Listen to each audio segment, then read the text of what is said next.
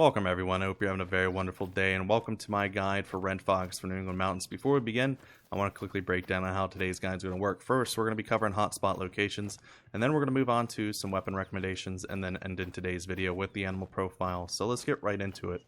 So typically I do take you guys and show you the animals' hotspots. However, today I've already started my Red Fox hunt, so a bunch of my major hotspot locations are already taken up, and my animals have not come back into the game yet.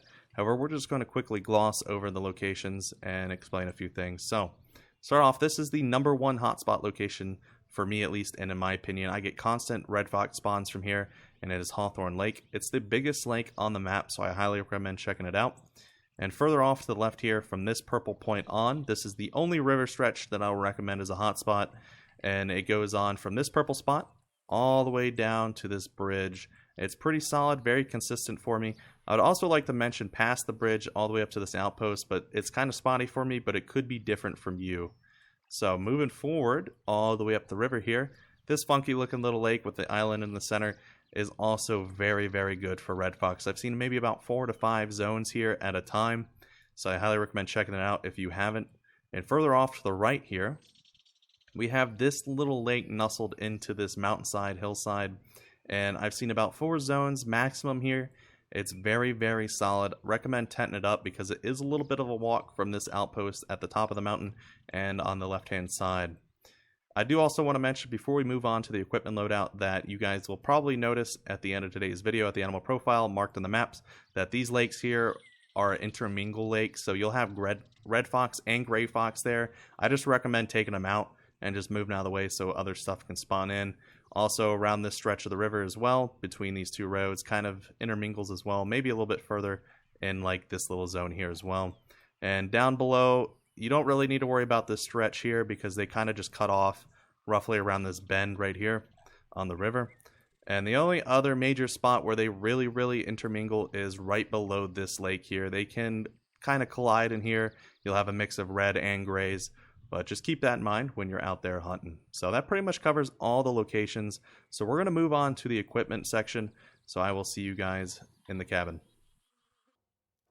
And here we are back at the outpost. So before I begin, I want to mention 3 things. First thing is that I'm only going to be covering rifles, handguns, and shotguns.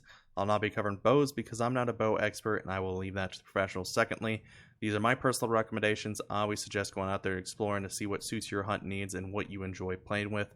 And then lastly, I will be mentioning the DLC these weapons come from in case you want to pick them up for yourself. So let's get right into it. We're going to be starting off with the rifles. The first rifle today is the Ranger 243. Very solid rifle. You get it right off the get-go when playing the game. You got 5 rounds in the magazine, and it will drop them in 1 shot.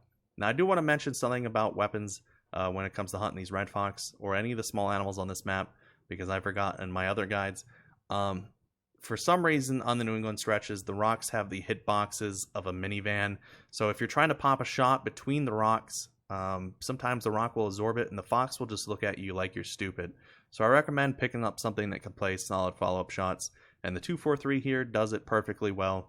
Moving on to another rifle that can place those follow-up shots is the 22-250. This is the king, in my opinion, my biased opinion, for taking out small animals. This thing is very fun to use. You have 5 rounds, and it will just drop them instantly as well.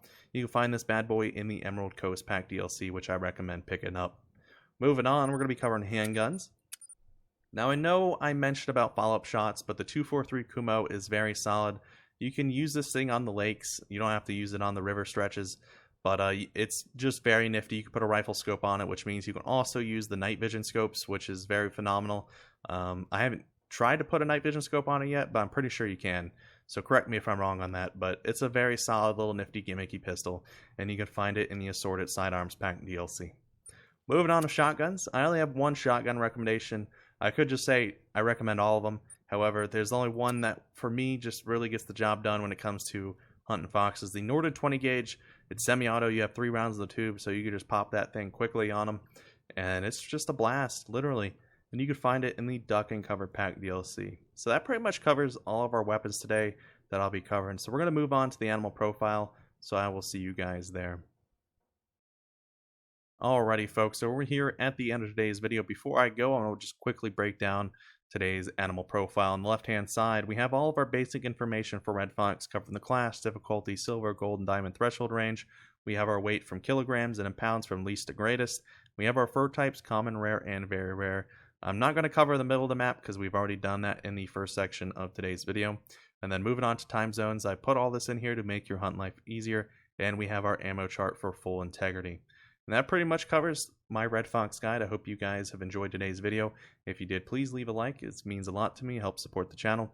And I hope you guys have a very wonderful day. Happy hunting, good luck, and I will see you guys in the next one.